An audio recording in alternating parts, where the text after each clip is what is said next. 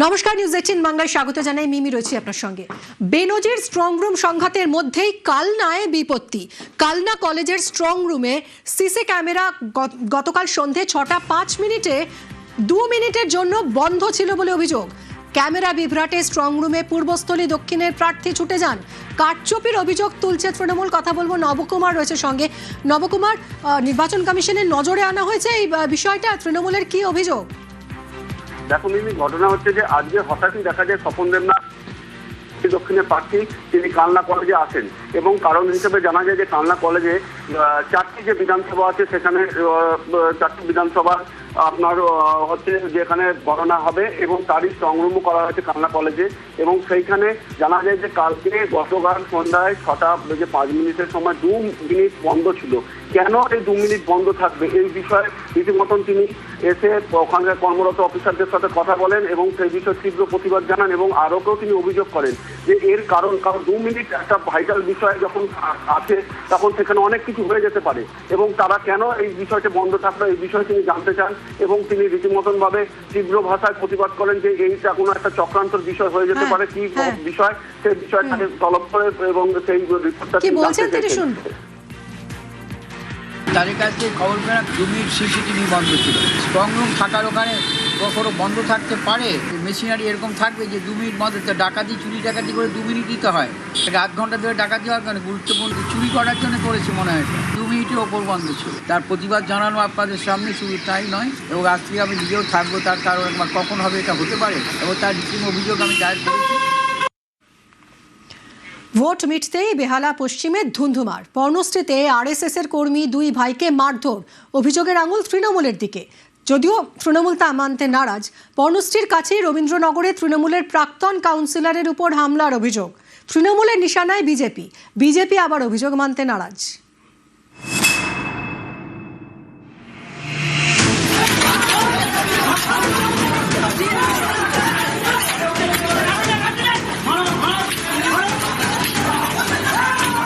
শেষ দফার vote মিটতেই তুলকালাম।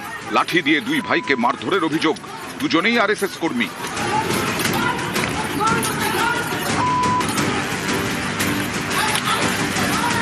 Viral এই ভিডিও বেহালা পশ্চিম বিধানসভা এলাকার পর্ণশ্রীর। আমার বাড়িতে এসে আক্রমণ করেছে 250-300 ছেলে চতুর্দিক থেকে এসছে।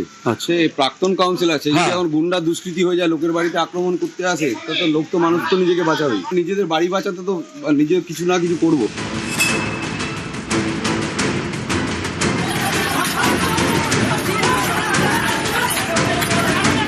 কলকাতা পুরসভার 129 নম্বর ওয়ার্ড পর্ণশ্রীর মহেন্দ্র ব্যানার্জি রোড। এখানকার বাসিন্দা প্রসেনজিৎ ব্রহ্ম এবং অভিজিৎ ব্রহ্ম সম্পর্কে দাদা ভাই, দুজনেই আরএসএস করেন। অভিযোগ, বুধবার রাত 8টা নাগাদ তাঁদের ওপর চড়াও হয় প্রায় 20 জন, লাঠি দিয়ে মারধর করা হয়। আরএসএস এর দাবি, প্রসেনজিৎ একটি বুথে বিজেপির এজেন্ট হিসেবে বসেছিলেন, তাই হামলা চালায় তৃণমূল। এই ঘটনায় বেশ কয়েকজনকে গ্রেফতার করে পুলিশ। অত্যন্ত হিংসাত্মক ঘটনা। ভারতীয় জনতা পার্টির হয়ে তারা বুথে বসেছিল, সেই অপরাধে যারা তার মাথাকে থেতলে দিল, একজনকেও পুলিশ গ্রেপ্তার করতে পারলো না। নির্লজ্জ আচরণ পুলিশের। যাদের বাড়িতে এসে আক্রমণ করলো এতজন লোক, সেই ছেলেটিকে নিয়ে গিয়ে সারা রাত লকআপে রেখেছে, তারা হাসপাতালে ভর্তি করেনি। এইটা ভারতবর্ষের গণতান্ত্রিক ব্যবস্থার লজ্জা। বেধড়ক মারধর করলো, ওদের কেউই আহত হলো না, আর আমরা মারধর করলাম, আমাদেরই এত আহত যে মৃত্যু সজ্জায় একজন পিজি ট্রমা কেয়ারে। কিছু মাথা ফাটেনি, ওরা ইট মেরেছে, সেই ইটই হয়তো ওর মাথায় গিয়ে পড়েছে, সেলাই পর্যন্ত করতে হয়নি, এমন মাথা ফেটেছে। এসব বাজে কথা বলে লাভ নেই। তবে অভিজিৎ ব্রহ্ম এবং প্রসেনজিৎ ব্রহ্ম এরা দুজনই মানে ব্যাপারটা প্ল্যান ওয়াইজ করেছে এবং এরা অ্যারেস্ট হয়েছে। নরেন্দ্র মোদী এবং অমিত শাহ ভোটের বাজারে এসে তারা যেসব বাক্য বিনিময় করেছেন, যেসব বার্তা দিয়েছেন, তা বাংলার পরিস্থিতি, বাংলার অবস্থাকে আরো জটিল করেছে। মমতা বন্দ্যোপাধ্যায় বলেননি কখনো এরকম কথা। আর আরএসএস এর প্রথমেই লেখা আছে যে আমাদের কেউ কোনোদিন কোন রাজনীতির সঙ্গে যুক্ত হবে না। তাহলে তারা বেরিয়ে গিয়ে একটা রাজনৈতিক দলের হয়ে কেন গেল? আমরা বারবার বলছি যে আপনারা শান্ত থাকুন। আমাদের যিনি বুথে বসেছিলেন প্রসেনজিৎ ব্রহ্ম এবং তার ভাই অভিজিৎ ব্রহ্ম, প্রসেনজিৎ বুথে বসেছিল বলে আক্রমণ শানিয়েছিল ওর ওপর, এবং তাতে এলাকার মানুষ স্বতঃস্ফূর্তভাবে গণপ্রতিরোধ গড়ে তোলে। সেখানে যারা দুষ্কৃতী এসেছিল তাদেরকে তারা সরিয়ে দেয়।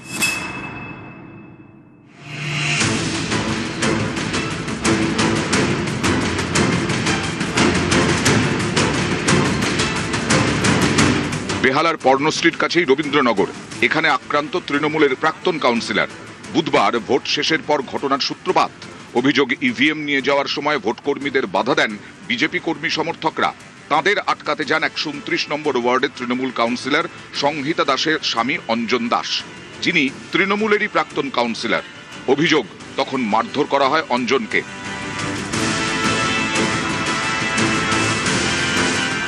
তাকে হাসপাতালে নিয়ে যাওয়া হয়। এই ঘটনায় বিজেপির বিরুদ্ধে অভিযোগে সরব তৃণমূল। বেশ কয়েকজনকে গ্রেফতার করেছে পুলিশ। 129 নম্বর ওয়ার্ডে যখন বাসে করে ইভিএম তুলছে, তখন বিজেপির দুষ্কৃতীরা ইভিএম চুরি করতে এসছে, বাধা দিতে যাওয়াতে আমাদের একটা ছেলেকে অসম্ভব পিটিয়েছে নেতা 129-এর অঞ্জন দাস। তাকে মেরে মাথা, নাক, থুতনি সব ফাটিয়ে দিয়েছে। একজনের মুখের ভেতরে 8টা সেলাই পড়ে দাঁত পড়ে গেছে। ইভিএম মেশিন তোলার সময় এরকম হামলা হলো কেন?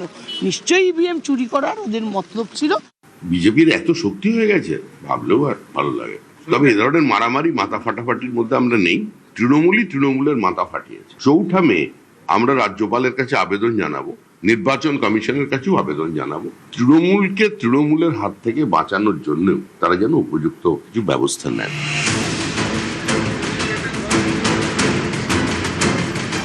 নিউজ 18 বাংলা।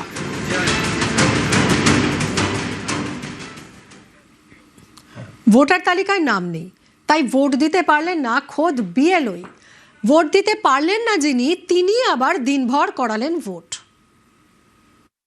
আমি নিজেই সমস্ত জনকে ভোটার স্লিপ দিলাম, কিন্তু আমার নিজেরই ভোটার স্লিপ এলো না। আমি ভোটাধিকার থেকে বঞ্চিত হলাম। আমি প্রায় 15 বছর কখনো লোকসভা, বিধানসভা ইলেকশন, কখনো পৌরসভা, তো গণতন্ত্রের মধ্যে সব থেকে বড় উৎসব, সেই উৎসবে আমরা অংশগ্রহণ। এর থেকে গণতন্ত্রের সবথেকে বড় লজ্জা কি? দক্ষিণ 24 পরগনার মগরাহাট এসআইআর এর নাম বাদ বিএলওরই। নিজে ভোট দিতে পারলেন না, কিন্তু তিনি ভোট করালেন। কাজ করতে করতেই দেখলেন সবাই ভোট দিচ্ছেন, কিন্তু বিএলও দিতে পারলেন না। তিনি করে গেলেন ভোটের কাজ।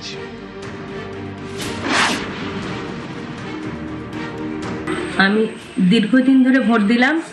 আমি নিজেই 230 নম্বর পার্টের সমস্ত জনকে ভোটার স্লিপ দিলাম, কিন্তু আমার নিজেরই ভোটার স্লিপ এলো না। আমি ভোটাধিকার থেকে বঞ্চিত হলাম।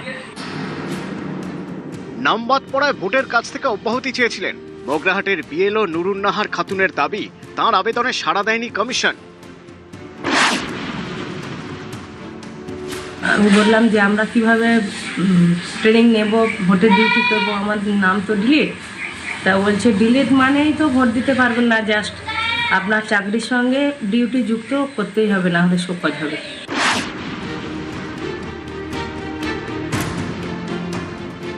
হুগলির খানাকুলেও একই ছবি। বুথে বসে দিনভর ভোটারদের আঙুলে কালি দিতে দেখেছেন।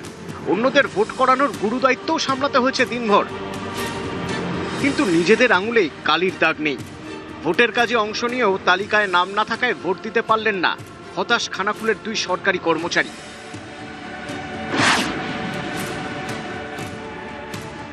এবারে ভোট দিতে পারলাম না, যদিও দীর্ঘদিন ধরে ভোটের সঙ্গে আমি যুক্ত। আমি বর্তমানে একজন সরকারি কর্মচারী এবং ইলেকশন কমিশনের নিয়োজিত একজন বিএলও। বর্তমানে আমার হ্যাবের ডিউটিও করলাম রাত্রি 9টা পর্যন্ত, কিন্তু খুব দুঃখের বিষয় যে আমি আমার নিজের ভোটটাই দিতে পারলাম না, কারণ আমার নামটা ভোটার তালিকা থেকে মুছে ফেলা হয়েছে। আমি প্রায় 15 বছর কখনো লোকসভা, বিধানসভা ইলেকশন, কখনো পৌরসভা, গণতন্ত্রের মধ্যে সব থেকে বড় উৎসব, সেই উৎসবে আমরা অংশগ্রহণ। এর থেকে গণতন্ত্রের সবথেকে বড় লজ্জা কি? নিউজ 18 বাংলা।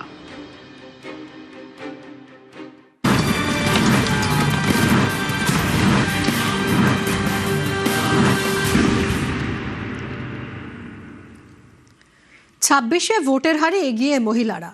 2 দফা মিলিয়ে মোট মহিলা ভোটারের যত শতাংশ মহিলা ভোট দিয়েছেন সেটা পুরুষদের ভোটের হারের থেকে বেশি, আর এতেই আশার আলো দেখছে তৃণমূল।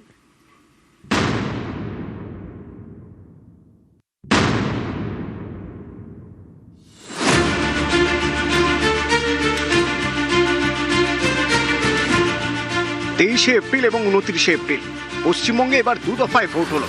2 দফাতেই রেকর্ড ভোট পড়েছে। প্রথম দফায় ভোট পড়ে 93.19%, দ্বিতীয় দফায় ভোট পড়েছে 92.67%। 2 দফা মিলিয়ে ভোটের হার 92.93%। এবার দ্বিতীয় দফায় যত মহিলা ভোট তার মধ্যে 93.24% মহিলা ভোট দিয়েছেন। এটা পুরুষদের ক্ষেত্রে 91.74। 2026 সালে মোট মহিলা ভোটার 3,33,14,678। এর মধ্যে ভোট দিয়েছেন 3,10,62,606। অর্থাৎ মহিলাদের ভোট দেওয়ার হার 93.24%। 2026 সালে মোট পুরুষ ভোটার 3,49,35,206। এর মধ্যে ভোট দিয়েছেন 3,20,49,765। অর্থাৎ পুরুষদের ভোট দেওয়ার হার 91.74%। অর্থাৎ এবারের ভোটে পুরুষদের থেকে মহিলাদের ভোট দেওয়ার হার বেশি। পশ্চিমবঙ্গে প্রায় 49% মহিলা ভোট। এই মহিলা ভোট বড় ফ্যাক্টর। মহিলাদের সমর্থন যাদের দিকে তাদেরই কেল্লা ফতে। গত প্রায় সব ভোটেই মহিলারা ঢেলে ভোট দিয়েছেন তৃণমূলকে। লক্ষ্মীর ভাণ্ডার সহ মহিলাদের জন্য নানা প্রকল্প তৃণমূলকে ডিভিডেন্ড দিয়েছে। এবারের নির্বাচনেও মহিলাদের ভোটের হার বেশি। 2021 সালের থেকে তো অনেকটাই বেশি। 2021-এর ভোটে মহিলাদের ভোট দেওয়ার হার ছিল 82.35%। এবার 93.24%। মহিলাদের এই ভোটের হারে আশার আলো দেখছে তৃণমূল।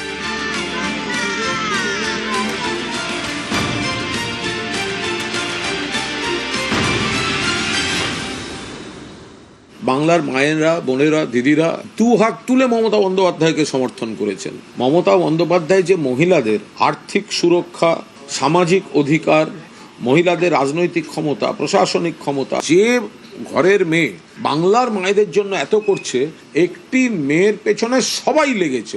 তাই বাংলার মা বোনেরা বেরিয়ে এসছেন ঘর থেকে। 4 তারিখ ভোটের রেজাল্ট বেরোলে বিজেপি বুঝবে। আমি তো শুনেছি শিশুদের ভোটও তৃণমূল কংগ্রেসের পক্ষে গেছে। ভোট গেছে তৃণমূল কংগ্রেসের পক্ষে। যারা এখনো ভোটাধিকার পাননি ওই ভোটটাই তৃণমূলের পক্ষে। নিউজ 18 বাংলা।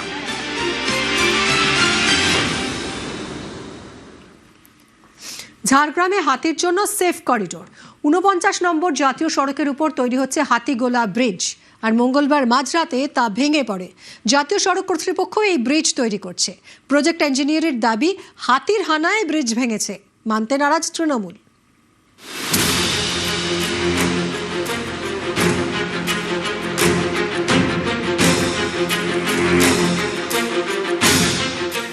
ঝাড়গ্রামের গুপ্তমণি, এখানে 49 নম্বর জাতীয় সড়কের ওপর নির্মীয়মান হাতিগোলা ব্রিজের একাংশ মঙ্গলবার মাঝরাতে ভেঙে পড়ে।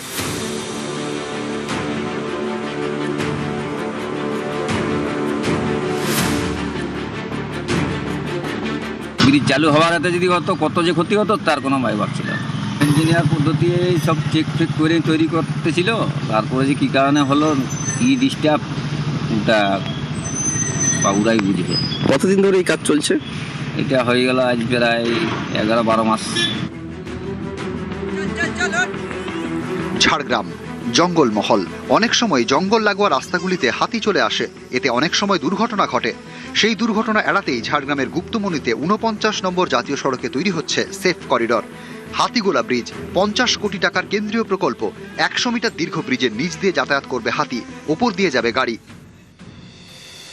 মঙ্গলবার গভীর রাতে এই ব্রিজেরই একাংশ ভেঙে পড়ে। প্রজেক্ট ইঞ্জিনিয়ারের দাবি, হাতির হানাতেই ব্রিজ ভেঙেছে। 10 बजे कास्टिंग कंप्लीट हुआ और हाथी आए, वो ब्रेसिंग को लगे हुए सपोर्ट लगे हुए, वो डिस्टर्ब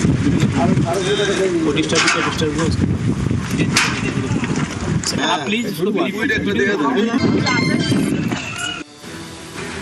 এই ভিডিও ভাইরাল হয়েছে।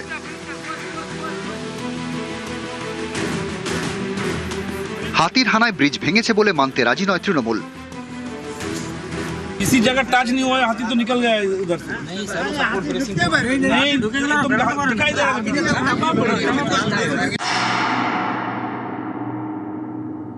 এটা কেন্দ্র সরকারের বড় দুর্নীতি একটা পড়ছে পড়া রড কমা সিমেন্ট দিয়ে যেভাবে কাজ হচ্ছে, এখানে যেখানে জানানোর দরকার সব জায়গায় আমরা জানাবো এবং যারা এই ব্রিজ করছে তাদের যাতে শাস্তি হয় তার শাস্তির দাবি জানাবো। একটা ভিডিও ভাইরাল হচ্ছে যেটা দেখাচ্ছে যে ঢালাই হওয়ার পরে একপাল হাতি এসে এই ব্রিজের যে মেটেরিয়ালস রয়েছে সেগুলো নাড়ানাড়ি করার পরেই এই ব্রিজ পুরোটাই মিথ্যে কথা। ওই দোষী যারা এই ভিডিও ভাইরাল করছে তাদেরও শাস্তির দাবি জানাবো, কারণ আমরা খবর নিয়েছি যে এই 5 দিন ধরে এই রাস্তা দিয়ে কোনো হাতি যাতায়াত করেনি। কেন্দ্র সরকারের শুধু অর্থ বরাদ্দ থাকে, কিন্তু আমাদের পশ্চিমবঙ্গে যে সমস্ত ঠিকাদার সংস্থাগুলো রয়েছে তাদের মাধ্যমেই এই ওভারব্রিজটা হচ্ছিল, হাতি করিডোরটা হচ্ছিল। এখানে তো গন্ডগোল রয়েছে, ট্রান্সপোর্ট ডিপার্টমেন্ট যিনি রয়েছেন ওনারা অবশ্যই একটা সেই ব্যবস্থা নেবে। নিউজ 18 বাংলা। ঝড় বৃষ্টিতে পাকা ধানে মই, কোথাও চাষের জমিতে জল, কোথাও আবার জমিতেই নুইয়ে পড়েছে ধান গাছ, আর এতে কৃষকদের মাথায় হাত।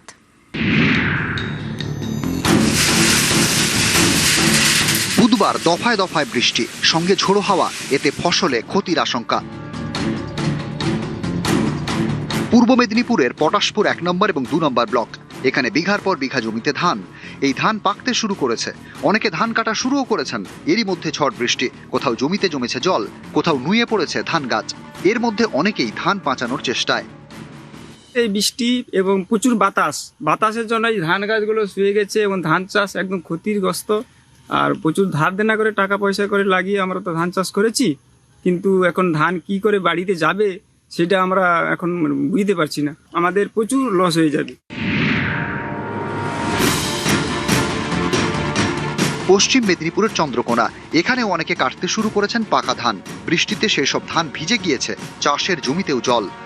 বৃষ্টিতে ধানেও পুরো জল জমে গেছে, ধান জমিতে হচ্ছে বিছানা হয়ে পড়ে গেছে, ধান কাটা যাচ্ছে না, ধানও আজকে নষ্ট হওয়ার পড়ে যায়। হাতেও কি করে কাটা যাবে, সে তো পুরো বিছানা লেবার পাওয়া যাচ্ছে না।